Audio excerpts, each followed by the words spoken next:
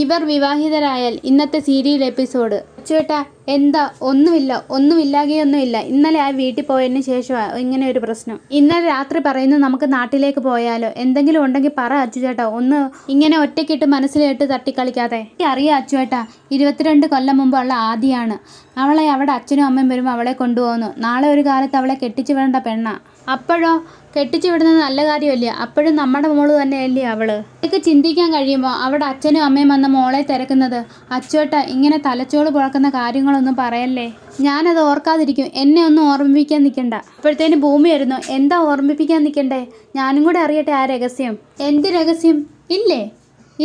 ഇല്ലെങ്കിൽ ഇല്ല. അച്ഛാ, എനിക്ക് ഈയിടെയായിട്ട് ഒരു സീരിയസ് പ്രശ്നം. എന്ത്? എനിക്ക് ഇടയ്ക്കും മുഴക്കുകയെ സ്വപ്നങ്ങൾ കടന്നു വരിക. ഇടയ്ക്കും മുഴക്കുവാണെങ്കിൽ കുഴപ്പമില്ല, ഇത് എന്നും എനിക്കിട്ട് പണി തരാൻ വേണ്ടി വരിക.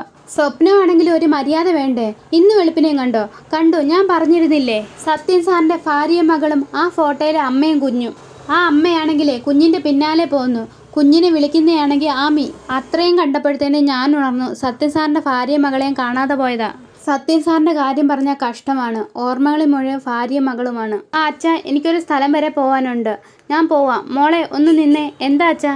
മോളെ, ഈ മാലയൊന്നും ഊരാമോ? എന്തിന്? ഈ മാലയുടെ ഡിസൈനാണെങ്കിലേ എൻ്റെ കൂട്ടുകാരൻ്റെ മോക്ക് ഒന്ന് പണിയാനായിരുന്നു. ഏത് കൂട്ടുകാരൻ? അതൊക്കെ ഉണ്ട്. ദാ പോയിട്ട് വരട്ടെ. ഈ മാല ആരെങ്കിലും കണ്ടാൽ എൻ്റെ മോളെ എനിക്ക് നഷ്ടമാകും. ഭൂമി, നിങ്ങൾ ധനസഹായത്തിൻ്റെ ആപ്ലിക്കേഷൻ പരിശോധിക്കുമായിരുന്നു. നിർധരരെ സഹായിക്കുന്നതാണ് ഈ ട്രസ്റ്റിൻ്റെ ലക്ഷ്യം. ഭൂമിയുടെ അച്ഛൻ്റെ രോഗത്തെക്കുറിച്ച് വിശദീകരിച്ചൊന്ന് പറയാമോ? സിവിയറാണ്, സ്റ്റെമസ്റ്റൽ ക്യാൻസർ. 13 ലക്ഷം രൂപ വരെയാവും. അതാണ് നിങ്ങളുടെ ട്രസ്റ്റിനെ ഞാൻ സമീപിച്ചത്. അറിയാം, ഞങ്ങളൊരു എൻക്വയറി നടത്തി. ഭൂമിയാണെങ്കിൽ താഴ്വാരം പോലീസ് സ്റ്റേഷൻ്റെ അവിടെ ഒരു കോഫി ഹൗസ് നടത്തുന്നതാണ് അറിഞ്ഞേ. അവിടെ നല്ല തിരക്കാണെന്നും സാമ്പത്തിക ശേഷിയുള്ള ആളാണെന്നുമാണ് ഞങ്ങൾക്ക് കിട്ടിയ വിവരം. എൻ്റെ കോഫി ഹൗസിൽ തിരക്കുണ്ട്, പക്ഷെ അതിനുള്ള വരുമാനമൊന്നും ഇല്ല സാർ. തുച്ഛമായ വരുമാനമാണ് എനിക്ക് അതിനകത്തുനിന്ന് കിട്ടുന്നത്. കൂടാതെ ലോണും ഉണ്ട്. നമുക്ക് കിട്ടിക്കുന്ന റിപ്പോർട്ടിനനുസരിച്ച് തീരുമാനം എടുക്കാൻ പറ്റൂ. നിങ്ങളുടെ ആപ്ലിക്കേഷൻ പരിഗണിക്കുന്നില്ല. നിങ്ങളുടെ ആപ്ലിക്കേഷൻ വാങ്ങിച്ചോളൂ സാർ, വാങ്ങിച്ചോളൂ. പിന്നെ കാണിക്കുന്ന അജയുടെ വീടാണ്. അമ്മ ഇങ്ങനെ ആഹാരം കഴിക്കാതിരുന്ന എങ്ങനെ? എനിക്കൊന്നും വേണ്ടാന്ന് പറഞ്ഞില്ലേ അമ്മേ? എനിക്കറിയാം, അഞ്ജനയുടെ കാര്യം ഓർത്തല്ലയോ. മദ്യപാനം ഇപ്പോഴത്തെ കുട്ടികളല്ലയോ അമ്മേ? അത് ഡൽഹി താമസിക്കുന്ന കുട്ടി. ചീത്ത കൂട്ടുകെട്ടി വീണ് കാണുമായിരിക്കും. ആണോ? സംഗീതേ, നീ ആ മാധവന് ഒരു 5000 രൂപ എടുത്തു കൊടുത്തേ. എന്തിനമ്മേ? എനിക്ക് വേണ്ട. അല്ല, ആവശ്യത്തിന് പോയി മദ്യം മേടിച്ച് നീ ഇവിടെ ഇരുന്ന് കുടിക്ക്. സംഗീതേ, ഇവൻ ആവശ്യമുള്ളതെല്ലാം വെച്ച് വിളമ്പി കൊടുക്കുക. അമ്മേ, ഞാൻ മദ്യപിക്കത്തില്ലെങ്കിലും മദ്യപിക്കുന്നവരെ പ്രോത്സാഹിപ്പിക്കുമല്ലോ. എന്തിനാ താൻ മദ്യപിക്കാതിരിക്കുന്നേ? സോറി അമ്മേ. അമ്മ ഒന്ന് ആഹാരം കഴിക്കുക. എല്ലാത്തിനും ഒരു പരിഹാരം ഉണ്ടല്ലോ. എന്ത് പരിഹാരമാ? അഞ്ജനയുടെ ക്യാരക്ടർ ഇങ്ങനാണെങ്കിലേ അജയുടെ തോളത്ത് കയറ്റാൻ എനിക്ക് ഒരു താല്പര്യവുമില്ല. ഭവാനി അഞ്ജനയും വിളിച്ചേ അമ്മ സംസാരിക്കുക. നമുക്കൊരു വാണിംഗ് കൊടുത്തു നിർത്താം. അല്ലേ മാധവേട്ടാ? അതെ, വേണമെങ്കിൽ നിശ്ചയം നീട്ടിവെക്കാം. അത് മതി അമ്മേ. ഭവാനി അഞ്ജനയും വിളിക്കുക. മുത്തശ്ശി, ഭവാനി മേഡോ അഞ്ജന മേഡോ ഇവിടെ ഇല്ലല്ലോ. അവരെ രണ്ടുപേരെ മുറി കാണുന്നില്ല. എങ്ങോട്ട് പോവാൻ? അറിഞ്ഞൂടാ. സംഗീത നിന്നോട് പറയാതെ തന്നെ പോയത്? പറഞ്ഞില്ലമ്മേ. മോനെ, ഭവാനി അഞ്ജന എവിടെ പോയതാ? അറിയില്ല മുത്തശ്ശി. ദൈവമേ, എവിടെ പോയി?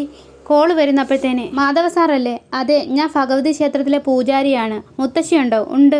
അമ്മേ, നമ്മുടെ ക്ഷേത്രത്തിലെ പൂജാരിയെ. എന്താ സൗഭാഗ്യദാസ വിശേഷം? അവിടുത്തെ കൊച്ചുമോടെ കാര്യം പറയാൻ വിളിച്ചതാ. അഞ്ജനയോ? അതെ. ഇവിടെ വന്ന് ഉരൾച്ച 25 തവണ ഉരുണ്ടു. കുട്ടി നന്നായി ക്ഷീണിച്ചിട്ടുണ്ട്. ഇനി കയ്യിൽ കർപ്പൂരം കത്തിച്ച് ദേവിയുടെ മുന്നിൽ നിൽക്കാൻ നോക്കുവാണ്. പെട്ടെന്ന് വന്ന് രക്ഷിക്കണം. അവിടെ അമ്മ ഭവാനി അവിടെ ഇല്ലേ? ഉണ്ട്. അമ്മ പറഞ്ഞിട്ടൊന്നും കേൾക്കുന്നില്ല ആ കുട്ടി. വാ മോനെ, വാ അജയ്. ശരി മുത്തശ്ശി, വണ്ടി എടുക്ക്. പിന്നെ കാണിക്കുന്നത് ഭൂമിയാണ്. എന്താ കാര്യം? മുഖ്യമന്ത്രിയുടെ നിർധന കുടുംബ പദ്ധതിയിൽ കാശ് കിട്ടാൻ അപേക്ഷിച്ചിരുന്നു. അത് മുറ പോലെ കിട്ടും. ഞാനൊന്ന് അന്വേഷിക്കട്ടെ. സെക്രട്ടറി ഒന്ന് ഇടപെട്ട് കഴിഞ്ഞാൽ വേഗത കൂടുമായിരുന്നു. അച്ഛൻ എമർജൻസിയായി സർജറി വേണമായിരുന്നു. നിങ്ങൾ ഏത് പാർട്ടിയാ? ഈ രോഗി ഏത് പാർട്ടിയാ? നിങ്ങളുടെ വീട്ടിൽ ആർക്കൊക്കെ എന്തോ വോട്ട്? ഞാനും എൻ്റെ അച്ഛനും അടങ്ങുന്നതാണ് എൻ്റെ കുടുംബം. അവർ 3 പേർക്കും വോട്ടുണ്ട്. നിങ്ങൾ ആർക്കാ വോട്ട് ചെയ്യുന്നേ? അതെങ്ങനെയാണ് ഞാൻ പറയുന്നത്? അത് സീക്രട്ട് ബാലറ്റ് അല്ലയോ? ഓഹോ, എന്നാലേ തൻ്റെ അച്ഛനെ സർക്കാർ ചിലവ് ട്രീറ്റ് ചെയ്യാൻ നിൽക്കേണ്ട. ഉള്ളത് തന്നെ ഞങ്ങളുടെ പാർട്ടിക്കാർക്ക് പോലും കൊടുക്കാനില്ല. തന്നെ എനിക്കറിയാം. തൻ്റെ കടയിൽ ആളുകൾ ക്യൂ ആണല്ലോ. പിന്നെ ഞങ്ങൾ എന്തിനാ ഓഫീസും തുറന്നിരിക്കുന്നത്? ആളുകൾ ഞങ്ങളുടെ ഓഫീസിൽ വരണം. ഞങ്ങൾ സ്റ്റേഷനിൽ വിളിച്ച് പറയും. തൻ്റെ കാര്യത്തിൽ തൻ്റെ തന്തയ്ക്ക് അത് കിട്ടാതിരിക്കാൻ ഞാൻ എല്ലാ പണിയും നോക്കും. നിങ്ങൾ രാഷ്ട്രീയക്കാർ ലക്ഷങ്ങളുണ്ടല്ലോ ഈ നാട്ടിൽ. നിങ്ങൾക്ക് പിന്നെ എന്താ ജോലി? പണ്ടേ ഒരു മഹത് വ്യക്തി ഒരു കാര്യം പറഞ്ഞിരുന്നു. 1947 ഓഗസ്റ്റ് 15 അന്ന് അർദ്ധരാത്രിയിൽ. ഇന്ത്യ ഇന്ന് സ്വതന്ത്രയായി. അദ്ദേഹത്തിന്റെ വാക്കുകൾ പലരും ചേർന്ന് നുണയാക്കി. ഒരു രാത്രി മാത്രമേ ആ വാക്കുകൾ നിലനിന്നുള്ളൂ. ആ രാത്രി ഇതുവരെ പുലർന്നിട്ടില്ല. അന്ന് സ്വാതന്ത്ര്യം കിട്ടിയതേ ഞങ്ങളെപ്പോലെയുള്ള പാവങ്ങൾക്കല്ല, നിങ്ങളെപ്പോലെയുള്ളവർക്കാ. ഇടി പിന്നെ കാണിക്കുന്ന മുത്തശ്ശി എല്ലാവരും കൂടെ അമ്പലത്തിൽ വരുന്നതാണ്. അമ്മേ, എൻ്റെ മോളെ എനിക്ക് നഷ്ടമായി. അവൾ മരിക്കാൻ തീരുമാനിച്ച മട്ട. അയ്യോ, ഇന്നലെ നടന്നതോർത്ത് അവൾ അവിവേകം ചെയ്യുക. മുത്തശ്ശി അവളുടെ ദൈവമാ. മുത്തശ്ശി പിണങ്ങി ചെയ്ത തെറ്റിന് പശ്ചാത്തപിക്കണമെന്ന് പറഞ്ഞ് ഈ ക്ഷേത്രത്തിൽ അവൾ 25 തവണ ഉരുണ്ടു. മുത്തശ്ശിയുടെ മനസ്സ് വേദനിപ്പിച്ചെന്ന അവിടെ വിഷമം. അവളവിടെ ദേവിക്ക് മുന്നിൽ കർപ്പൂരം കത്തിച്ച് അവൾ പ്രാർത്ഥിക്കുക. പശ്ചാത്താപ പ്രാർത്ഥന. എനിക്കത് കണ്ടു നിൽക്കാൻ കഴിഞ്ഞില്ല. അമ്മേ, എൻ്റെ മോളെ രക്ഷിക്കണം. അജയ് പ്ലീസ് ബാ മോളെ. അജയ് എന്ന് തട്ടിക്കളയുന്നു കർപ്പൂരം. എന്താ ഈ കുട്ടി കാണിക്കുന്നത്? കൈ നന്നായിട്ട് പൊള്ളിയിട്ടുണ്ടല്ലോ. ഞാൻ മരിച്ചു പോട്ടെ മുത്തശ്ശി. ഇങ്ങനെ ഒരു അവിവേകം കാണിക്കണ കുട്ടി. മുത്തശ്ശിയെ വേദനിപ്പിച്ചതിൻ്റെ സങ്കടം മാറുന്നില്ല. അച്ഛനില്ലാത്ത കുട്ടിയാ ഞാൻ. അത്ര സ്നേഹിച്ചാണ് മുത്തശ്ശി എന്നെ വളർത്തിയത്. മോളെ, ഇന്നലെ എന്താ ഉണ്ടായത്? പൂജ തീരാറായപ്പോഴാണ് എൻ്റെ ഫ്രണ്ട്സ് വന്ന്. അവർ റൂമിലിരുന്നു. അതിനിടയിൽ അവർ മദ്യം കഴിക്കുവാന്ന് എനിക്കറിയത്തില്ലായിരുന്നു. കോളയാന്ന് പറഞ്ഞ് എനിക്ക് തന്നത് മദ്യമായിരുന്നു. പിന്നെ എനിക്കൊന്നും ഓർമ്മയില്ല. ഞാൻ ഡൽഹിയിലായിരുന്നപ്പോൾ പോലും ഞാൻ മദ്യം കഴിച്ചിട്ടില്ല. കാരണം മുത്തശ്ശിയാണ് എൻ്റെ വഴികാട്ടി. ദേ, ഞാൻ കാരണം അറിയാതെ മോളോട് സംസാരിച്ചത്. അതാണ് സത്യം. എല്ലാം കഴിഞ്ഞല്ല. പോട്ടെ അമ്മേ. അജയ് ഇവക്ക് ജീവനാ. അജയ് ഞാൻ അത്രയ്ക്ക് ഇഷ്ടപ്പെട്ടു. അജയ് ഇല്ലാതെ എനിക്ക് ജീവിക്കാൻ പറ്റൂല. ഞാൻ പറഞ്ഞതാ അജയ് നിനക്കുള്ളതാ അല്ലേ അമ്മേ? അതെ. എൻ്റെ തീരുമാനം മാറിയിട്ടൊന്നുമില്ല. അജയ് മോനെ ഇങ്ങ് വാ. അജയുടെ കൈ പിടിച്ച് അഞ്ജനയുടെ കയ്യിൽ വെക്കുന്നു. നിങ്ങൾ രണ്ടുപേരും സുഖമായിട്ട് ജീവിക്കേണ്ട. ആ തീരുമാനം തുടരും. ഒരു കാര്യം ചെയ്യും, മോളെ പെട്ടെന്ന് ഹോസ്പിറ്റലിൽ കൊണ്ടുപോയി. കൈ നന്നായി പൊള്ളിയിട്ടുണ്ട്. ശരി അമ്മേ. തിരുമേനിക്ക് പൈസ കൊടുക്കുന്നു. ദാ തിരുമേനി, ഇനി എന്തെങ്കിലും ആവശ്യമുണ്ടെങ്കിൽ ഞങ്ങൾ വിളിക്കും. ആയിക്കോട്ടെ അമ്മേ. ഹോസ്പിറ്റലിൽ പോകണ്ടായോ? നിന്റെ കൈ ശരിക്കും വേദനിക്കുന്നുണ്ടോന്നോ? എത്ര നേരം കർപ്പൂരം കത്തിച്ച് കൈ വെച്ചത്? എന്നാൽ ഹോസ്പിറ്റലിൽ എത്തിക്കഴിഞ്ഞു. ഡോക്ടർ ഭവാനി എൻ്റെ കയ്യിൽ കർപ്പൂരം കത്തിച്ച് കൈ പൊള്ളി. എന്നാൽ ആർട്ടിഫിഷ്യൽ ചർമ്മം എടുത്ത് മാറ്റിക്കോ. അത് ഇളക്കി മാറ്റുന്നു. ഇപ്പം വേദന മാറിയോ?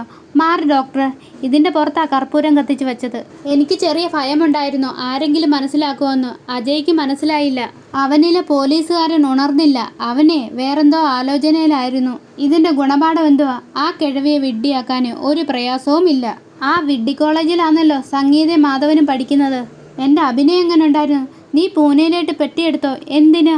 Pune film executive. പഠിക്കാനോ പഠിപ്പിക്കാനോ? ശരിയാ, പഠിപ്പിക്കാൻ തന്നെ. എന്നാൽ നമുക്ക് വിട്ടാലോ? ബെസ്റ്റ് ഹോട്ടലിലേക്ക്. അമ്മ ട്രീറ്റ് നടത്തണം. പിന്നല്ലാതെ. വന്നേ.